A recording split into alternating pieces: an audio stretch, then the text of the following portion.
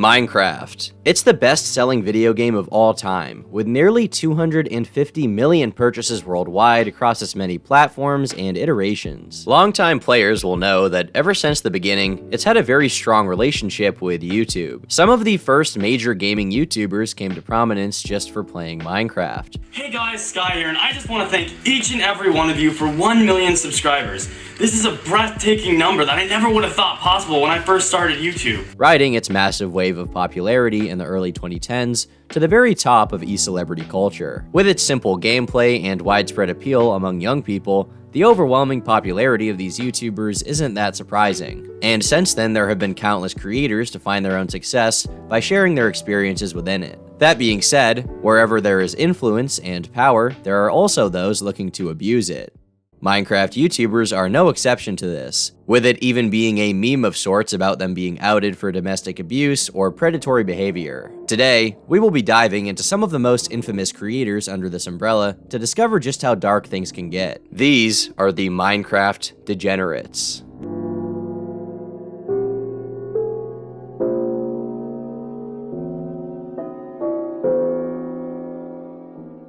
While he's not nearly as popular as he was during his heyday, it's important to remember that Stampy Longhead was once one of the biggest juggernauts on YouTube. Between the years of 2012 and 2015, Stampy's channel grew exponentially, receiving millions upon millions of views for every upload. His family-friendly demeanor and his squeaky clean reputation made him the perfect face of child-friendly gaming content, meaning he not only appealed to young audiences, but also to more internet-literate parents, who may be concerned with what their children are watching online. But, as with any large YouTube channel, he couldn't do all of this alone, enlisting the help of numerous players to make his Minecraft playthroughs feel more alive and engaging to the audience. Stampy began to refer to these players as helpers, and would feature them in mostly every upload on his channel, with many of them being fan favorites. And today in this video, I am going to be joined by Lee. I thought I was going to run out of breath there, and I'm also going to be joined by Finball as well. How are you doing, guys? Are you alright? Did you enjoy your sleep on the top of the tower? Did you have a good night's sleep?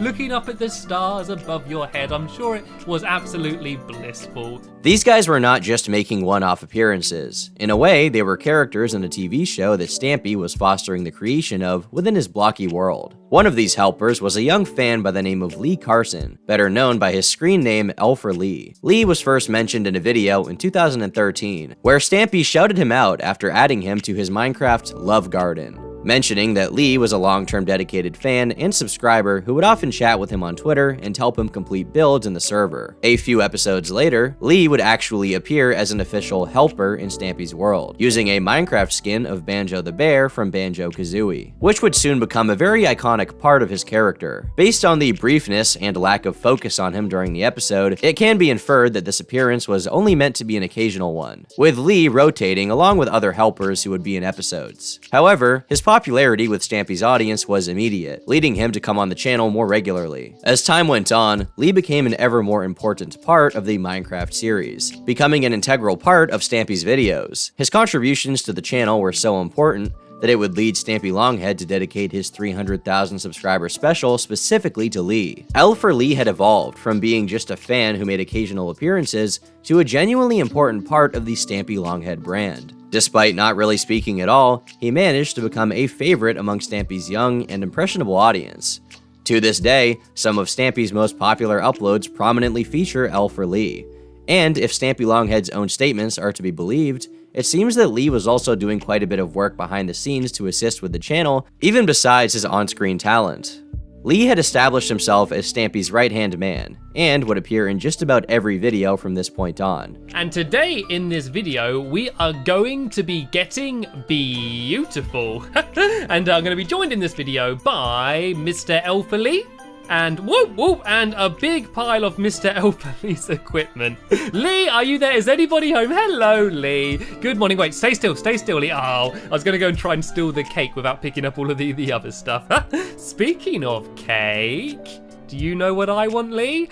Num num num num num num num num. Seeing his popularity rise among the audience, L4Lee decided to create a channel of his own to cash in on the newfound success, though he would only upload once after hitting the 100,000 subscriber mark. His uploads were infrequent and amateur at first. However, he would soon begin to create more polished and presentable Minecraft playthroughs, garnering an audience for himself and subsequently establishing his own unique brand. So for my first episode, we have progressed to making cakes for food and explored a little bit around the world.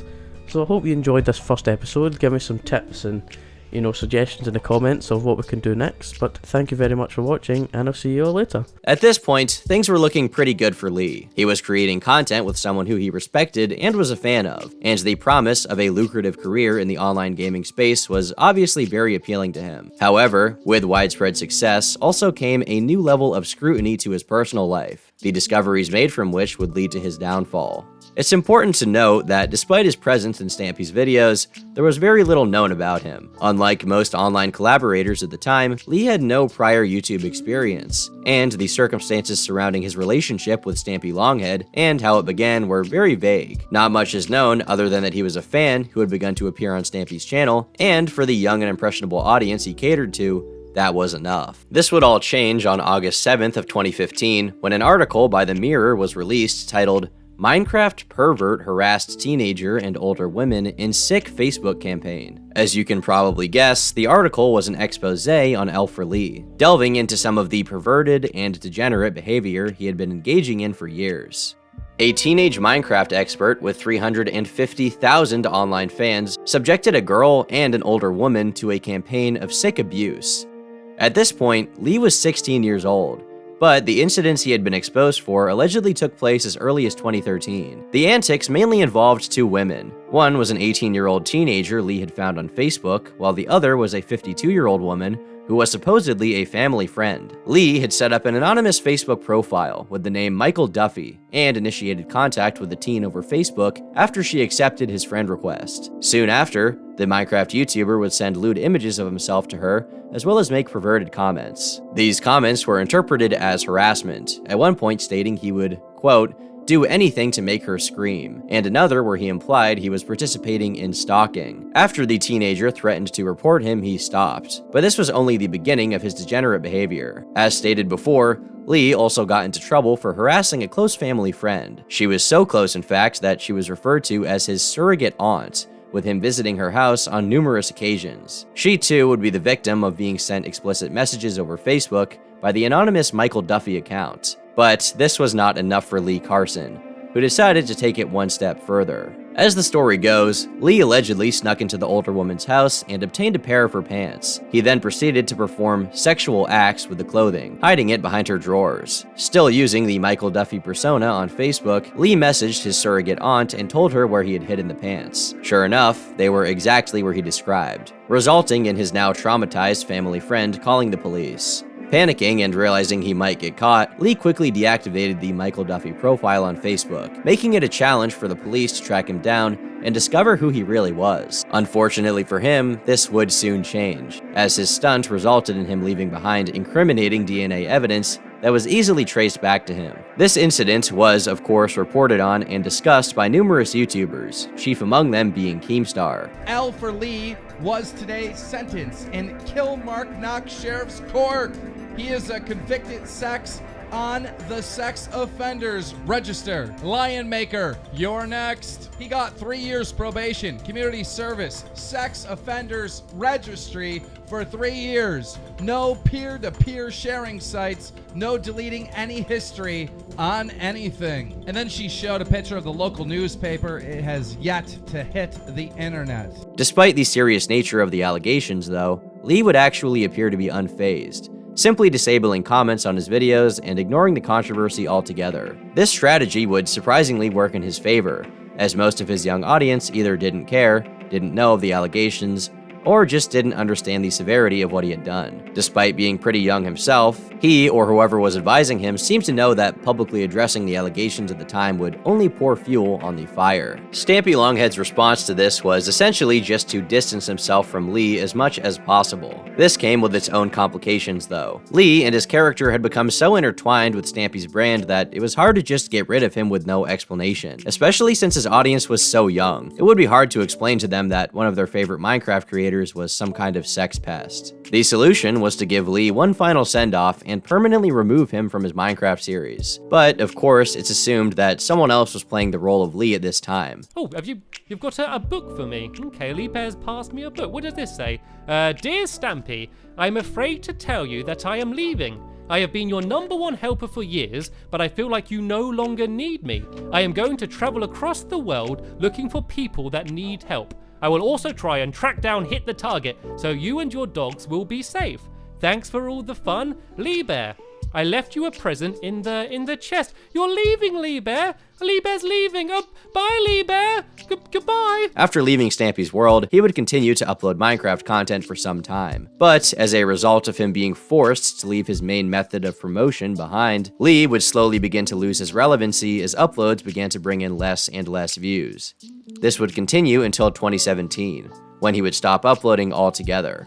A year later, in May of 2018, almost 3 years after the initial allegations, Lee finally uploaded a video about some of the rumors levied against him, and went out of his way to answer a few questions from his fans. It was a short video explaining the state of his life and how he was doing much better than ever before, and explained he had not responded to the allegations when they had initially come out because he did not feel mentally prepared to handle it.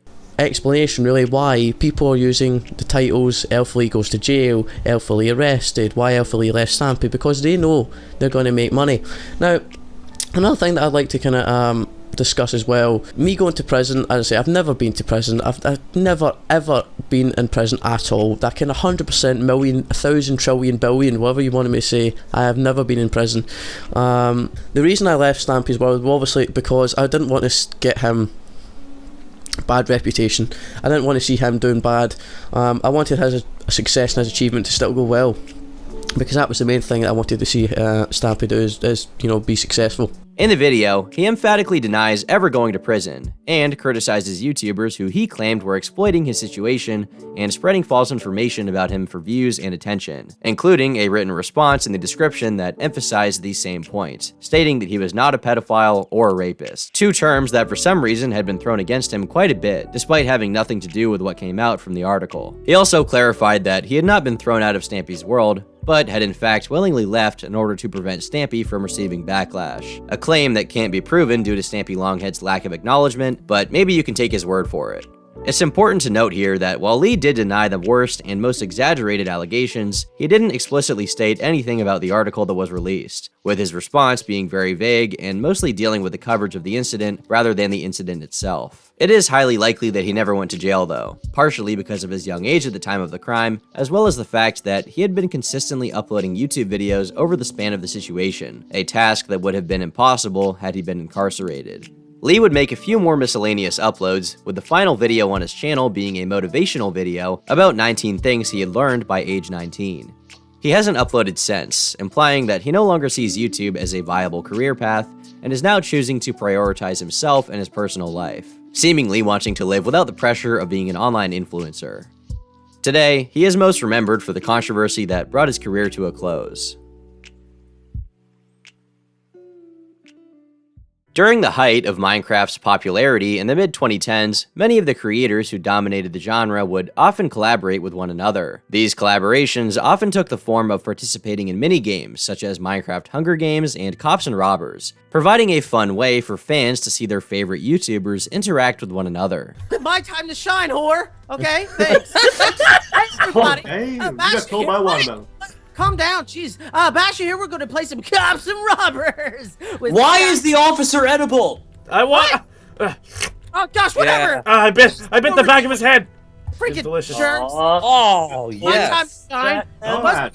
time. Hello, Mitch. How are you doing? Was it time for bet? I want your dragon boots! This would result in the creation of Team Crafted, a YouTuber collective that had many of the top performing Minecraft YouTubers of their time being members. However, due to multiple controversies and several YouTubers in the collective falling out, Team Crafted would soon be shelved, with many of the people in it going their own separate ways and creating content for their respective channels. I actually made a video about all of it that you can check out, linked below. After the failure of Team Crafted, Skydoes Minecraft, also known as Adam, decided to branch off on his own and create a new organization that would hopefully emulate the success of Team Crafted. This new venture was known as Sky Media, and included a roster of YouTubers he himself had recruited. One of these was a man by the name of Starlet Zhao. He had been a friend of Sky's all the way back in the 3rd grade and was soon convinced to create a YouTube channel and become a part of Adam's new business venture. After shouting him out and doing a few collaborations with him, Sky had set Jinbop up for success, and it seemed that YouTube had found a new creator in the gaming space.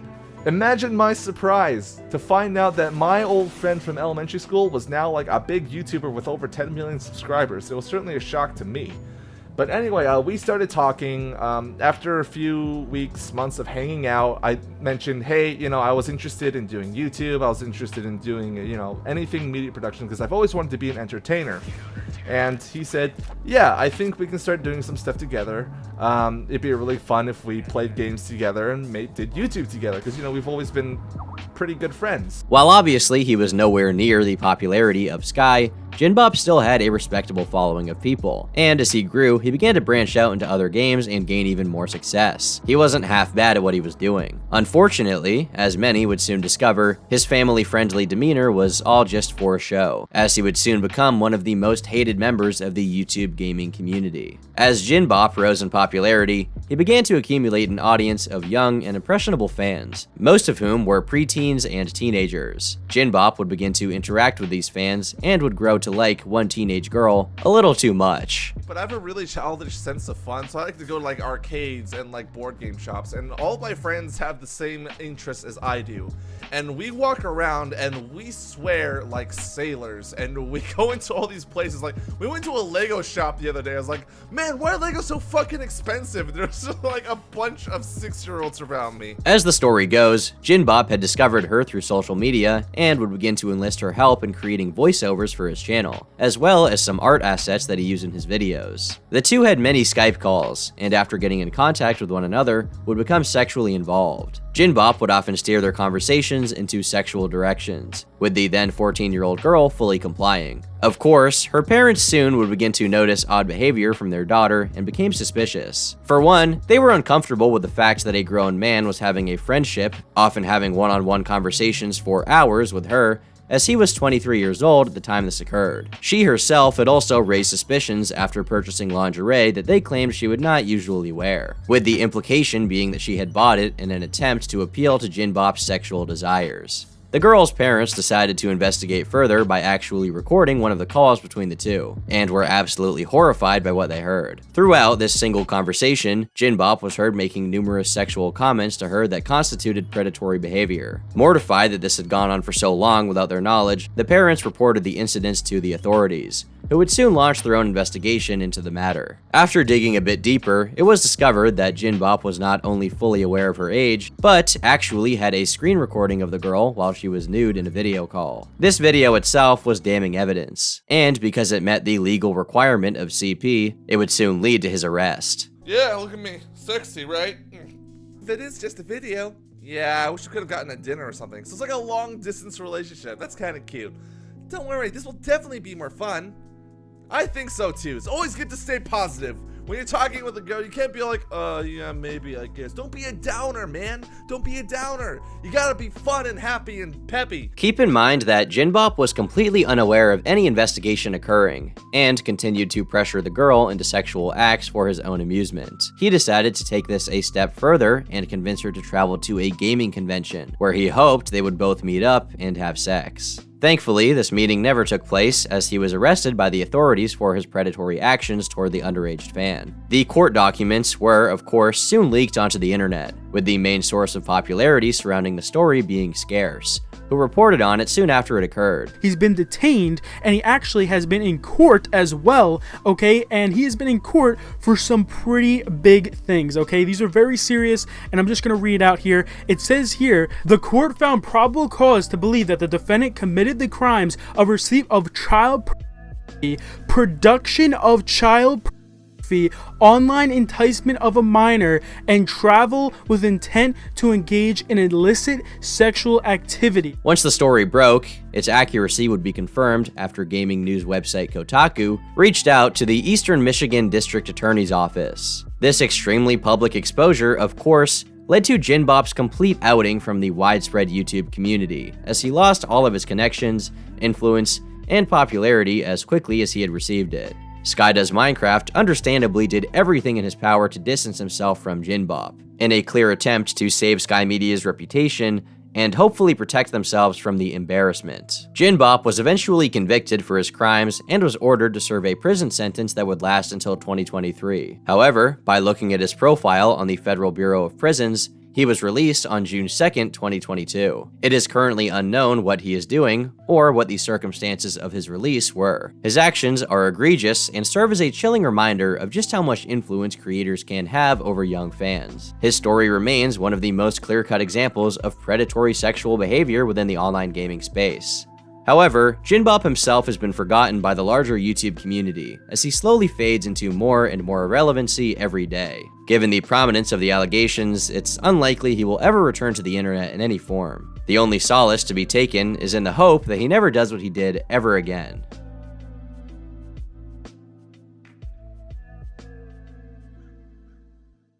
In 2013, a man by the name of Marcus Wilton decided to create a YouTube channel named Lion Maker Studios. Few at the time knew it, but over the next couple of years, he would rise to fame and popularity within the Minecraft community. His content was not only family-friendly, but extremely popular, and he would soon collaborate with his peers, such as the aforementioned Stampy Longhead. While his content itself was relatively generic and almost disgustingly non-controversial, it fit well within the already established Minecraft YouTube genre. So we're gonna be playing this awesome map with our friends Mr. Phoenix himself, Melma Loves You, Paige the Panda, Minigod951, Inferno Cookie, and Mr. IBX Toycat, aka Toy Toy. Now let's get in line. This is a beautiful hide and seek. Let's go find out what it is. Who's gonna become the seeker? Who's it gonna be? Who's it gonna be? Receiving hundreds of thousands of loyal, young fans who saw him as a wholesome and entertaining figure in the online community. But, as with many others, despite the squeaky clean image he had created for himself, Lion Maker was a much different person in private. For one, he was very emotionally unstable, to the point that he was often dumping his own emotional baggage onto young fans he came into contact with on Skype. This was, of course, indicative of deeper issues, but it would not become apparent until it was too late. In September of 2015, Keemstar was approached by the mother of a young girl, claiming that Lion Maker had asked her for lewd images over Twitter. Keemstar would subsequently interview her and upload it onto YouTube. Panicking, Lion Maker denied these allegations, stating that he had been hacked and had not asked the underage girl for nudes. But it was too late. Commentary channels began to take notice of the story, and the controversy would only continue to grow. Soon after these allegations came to light, two more victims stepped forward to share their experiences with Lion Maker. Both of these newly discovered victims were underage teenage boys, with one even claiming that Lion Maker had made an offer of $500 for nude photographs of him. This was once again reported on by Keemstar, and further damaged Lion Maker's already questionable reputation. A 16-year-old boy known as Steven Cheniques came out with a video titled "My Crazy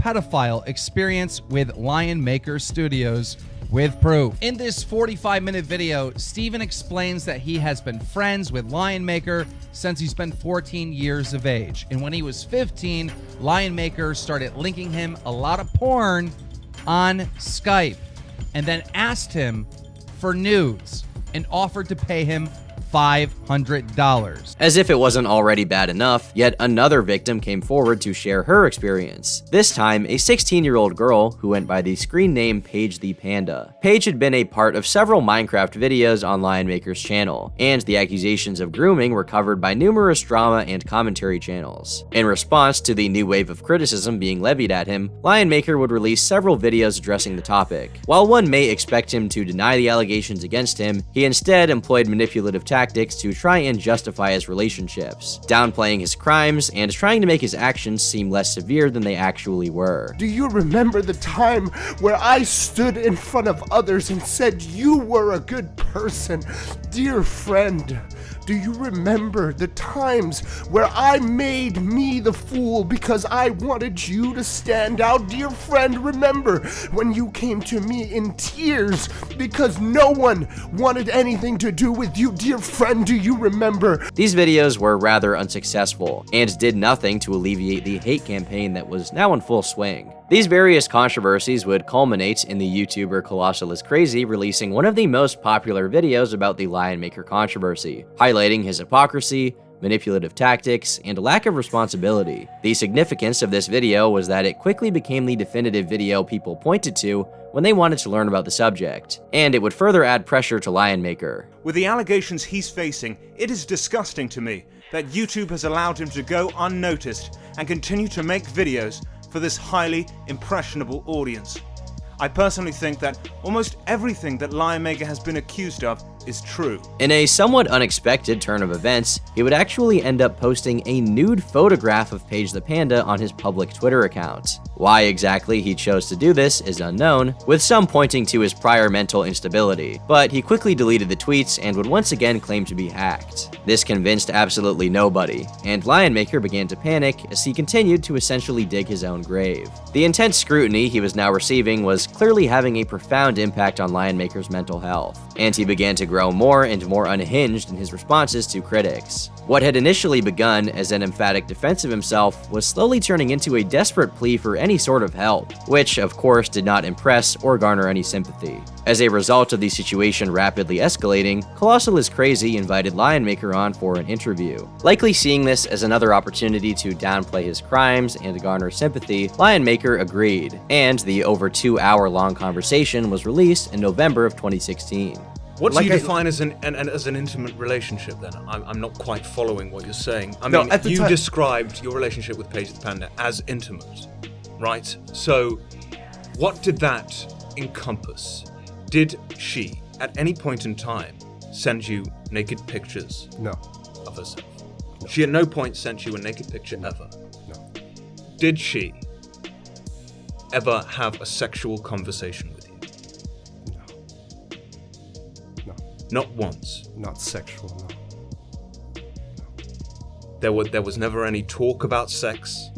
Nothing of that nature whatsoever. And I'm happy you then asked. Why Not with me.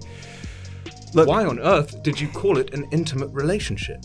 Because at the time we were getting close. Like, we were getting closer in the sense of, like, I was a lot there for Paige. Like, you have to understand that Paige, she was homeschooled at the time. All throughout their interaction, Lionmaker consistently deflected criticism, played semantic games, and based his defenses on legal technicalities. Colossal was not having any of this, continuously grilling him on his behavior, pointing out flaws in his logic, and providing a unique insight into Lionmaker's reasoning, which was previously unseen. Ultimately, despite Marcus's hopes, this interview completely backfired, leading to even more damage to his already ruined reputation.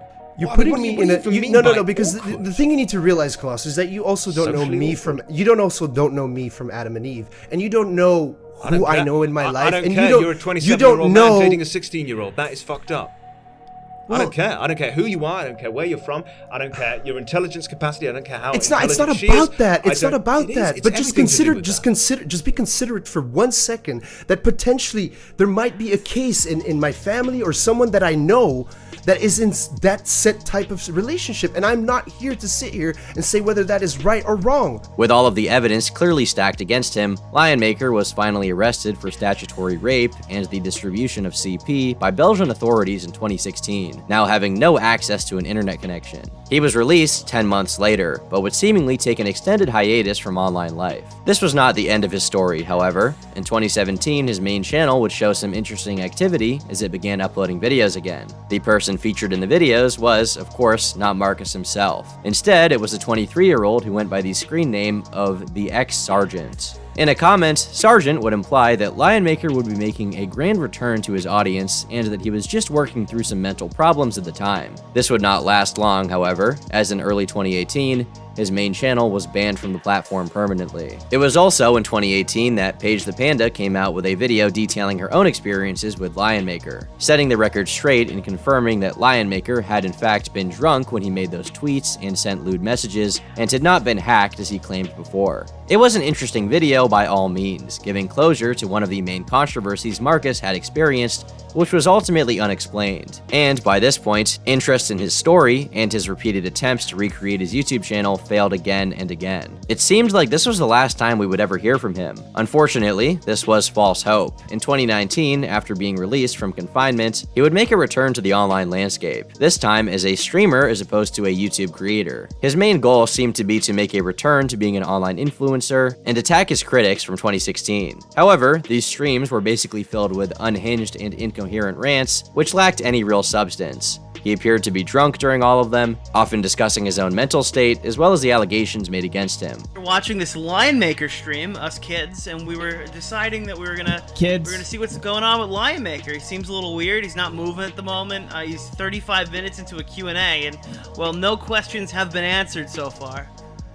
I hope he's okay. And Tommy. Oh, Jesus. Oh. The Oxycontin fell on the floor, Lion Maker. Go pick it up. I think we're on the heroin, man. Oh, yeah. Oh, God. Oh, it's down there somewhere. It's down there somewhere. You jackass. Why? Why is he streaming with pants off? As attention once again centered around him, he began to try to salvage what was left of his reputation, to little avail. Despite his best efforts, he will forever be known as a predator, destined to lose his battle to regain his once profitable YouTube career. In his last update, he said he would be stepping away from the internet forever. The hope is that whatever he's doing, it's not around the young and vulnerable. Although, given his past actions, only time will tell. L4Lee, Jinbop, and Lion Maker, despite what they did, were all well liked at the peak of their popularity. They were not mocked for having bad content or seen as bad actors in the community, and in fact were some of the most well-connected people out there. That is not the case for a Minecraft YouTuber named Rainbowed, who prior to his career ending was already somewhat controversial, and while his following was not nearly as large as some of the other creators on this list, his actions are pretty severe. Rainbowed first rose to prominence in the underground Minecraft community after uploading videos under the name of Rainbow Steve 2, but him using this channel at all would become a point of contention due to the accusation that he stole it. His main channel, where he first garnered the most popularity, was actually not his channel to begin with. Allegedly, a friend had given him access to the channel in order to help grow it and build up the subscriber count, but he soon took over and began using it as his own, much to the dismay of its previous owner. His content was also quite lazy and repetitive, often relying on clickbait and misleading titles to get views. In one instance in particular, he was criticized for exploiting the death of rapper Juice WRLD by using him as clickbait for one of his videos. Because of incidents like this, he was pretty disliked by his peers. In addition to this, Rainbowed would also attempt to expose another member of his community as being a predator. When pressured to release evidence of this, he created a video where his proof of the pedophilic acts was the accused YouTuber asking someone who happened to be underage to do a face reveal, with nothing else substantial to back up his claims, leading many to question his reputability and judgment of character. While these criticisms were valid, they were by no means the worst thing anyone could do, and he was mostly forgiven for these grievances by the surrounding community. In fact, when Rainbowed released a video stating he was on the brink of homelessness, his fans banded together to donate money to him, an act of kindness that most people probably would not receive, with another YouTuber even going so far as to fly Rainbowed out to stay at his home. This goodwill towards him would not last long, however, as his reputation would soon take a turn for the worst. In November of 2020, allegations would be released against Rainbow himself, alleging that he had been engaging in predatory behavior against a 15-year-old fan while being 21 years of age. These allegations also curiously stated that he had driven her into a depression, implying that she had been the victim of verbal and emotional abuse, and that Rainbowed had been confronted about it and admitted to it all being true. He would allegedly pressure her for lewd photos, despite her obviously being uncomfortable and refusing to comply. Attached were screenshots and messages between him and the girl, showing him begging for forgiveness and asking her not to spread the allegations any further. After the story broke, Rainbowed was essentially kicked out of his community, with the person who provided him a place to stay while he was struggling with homelessness even going so far as to kick him out. Oh my mama, if I see you, bro, you're catching a fucking hook. I don't want to see you on site. You blew an opportunity. I'm not affiliating with the fucking pedophile. That's fucked up. Soon after this, Rainbow would release a response to the situation, elaborating on the nature of his relationship with the 15-year-old and apologizing for his actions while also stating that they were ultimately the result of him being in a terrible mental state. Despite this apology acknowledging what happened was real, he would seem to be relatively unaffected by the drama, continuing to upload videos as if nothing happened. Interestingly, he would not upload Minecraft content, but instead focus his attention on a clone of the Minecraft minigame Bed Wars called Blockman Go. He would actually find more success here than ever before, reaching over 100,000 subscribers and continuing to upload videos. This would lead him to later be criticized by multiple commentary YouTubers, who brought up his poor response to the allegations, as well as his continued efforts at creating content despite being ostracized from his own community. And although the backlash against him was overwhelming, it's worth noting that it's unclear whether he actually received nude photos from the underage fan, as she seemed extremely uncomfortable with the idea of sexually related messages to begin with. As a result, it's possible that he didn't technically break the law. He is currently still actively uploading videos under his current channel, which he has renamed to TP Tough in an attempt to distance himself from the past controversy. Brandon Asher, mostly known by his online moniker Basherverse, started from humble beginnings like most YouTubers do. His rise to fame was mostly due to the popularity of Minecraft in the mid-2010s, not only being a creator within the genre, but one of its major frontrunners. To put it simply, Basherverse wasn't just another clone riding off the coattails of far more popular creators. He was legitimately one of the first major successful Minecraft YouTubers, and his collaborations with Sky Does Minecraft heavily contributed to his rise in popularity among a young audience. His high energy and positive attitude was one of his main characteristics, and as a result, he became a respected member of the Minecraft gaming community. Hey guys, Sky here. I'm with Palmerator, Awkward Industries, Basherverse, and Deadlock. Hi. And today we are doing do not laugh. Do not draw. I want to draw my laugh. You know that would be the most boring do not draw ever. Not laugh. However, as we've already learned, appearances can be deceiving. Basherverse was certainly no exception to that rule. In 2015, the Drama Alert news channel received a message from an anonymous source that Basherverse had committed numerous crimes in the past. Originally, this had been discovered in a background check done on him after he applied to become a part of the sketch comedy group Bam Lounge. One of the crimes committed was apparently having unlawful transactions with a minor. Keemstar took note of this, but did not initially report on the situation due to Basherverse full stop denying the allegations in private. Basher himself would soon release a video attempting to get ahead of the allegations before they were even released. This video was titled My Life Story and Confession. In the video, Brandon admitted to being in a committed relationship with a 15-year-old around the time he was 18 years of age. Although they never had any physical or intimate contact, they did engage in sexually charged conversations over online messages, and as a result, he was soon charged for sexual misconduct for the ordeal. It's important to note he would later refute all claims of him being a rapist or pedophile, stating he was never officially charged as a sex offender. He ended up arresting me because of the logs that they got from AOL. They took me to... What you say online is a big deal. And it was a big deal then, too. It doesn't matter if you don't act on it. What you say online, it's a big freaking deal. And I was so scared. And they brought me up to the podium and they said, "You're being charged with a Class A misdemeanor. Unlawful transaction with a minor." I didn't know what the heck any of that meant. It was very scary for me. The video detailing his life and his past criminal record, while well received at the time, was not without its critics, with Keemstar himself coming out and questioning the validity of Basher's story, and whether or not there was anything he could be hiding. Soon enough, more rumors began to spread that Brandon had raped a 12-year-old girl at 23 years of age, which he vehemently denied. These new rumors set him off once again and resulted in Brandon having numerous mental breakdowns on camera. It didn't help that Keemstar made numerous jokes around this time at Basher's expense, implying him to be a dangerous predator, and further fanning the flames of the controversy. Basher would continue to upload content, while also stating he was seeking therapy to help him cope with the recent stress he had endured on YouTube. As time went on, however, more and more people began to question his motives. More and more rumors continued to fly around, and the allegations, which at this point were largely fueled by Keemstar, began to bubble to the surface even more. The accumulated pressure of these years had a severe impact on Basher's mental state, resulting in him releasing a video in 2017 which was a complete mental breakdown on camera. He continuously repeated that he was done, that he couldn't handle the pressure, and asked everyone to leave him alone. Yeah, and I'm so tired of freaking people saying I'm not the victim and I'm not the victim. I never fucking said it was the victim! I never said it was the victim! I never fucking once said it was the victim! And I'm sick and tired of being called a fucking rapist! I'm tired of it all! I'm tired! I'm fucking tired of all of this! So I'm done! I'm fucking done!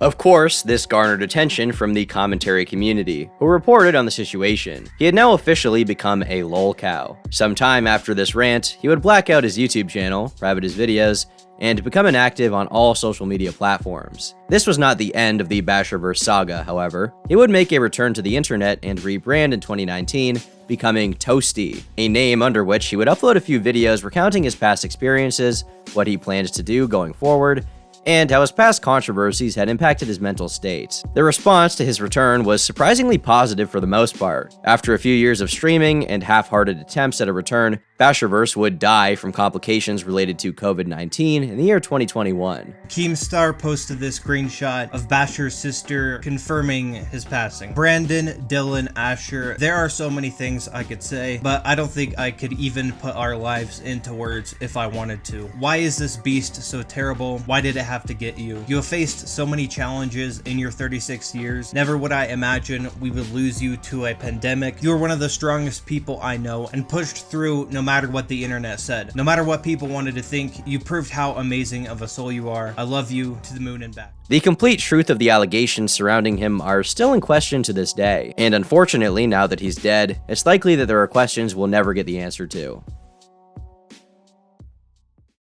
While the YouTubers we've talked about today vary in size, influence, and popularity, many of them have one thing in common, that being the abuse of their audiences, as well as the power they have over them. While YouTube is enjoyed by people of all ages, it's important to remember just how many children use the platform as a form of entertainment. These fans are undeniably influenced very heavily by the content they consume, and as shown today, can easily be manipulated into doing horrific things, all in an attempt to appeal to people they looked up to and respected. While these creators have been punished to varying degrees of severity, it's hard to deny that their actions have left an undeniable stain on kid-friendly content creators on YouTube.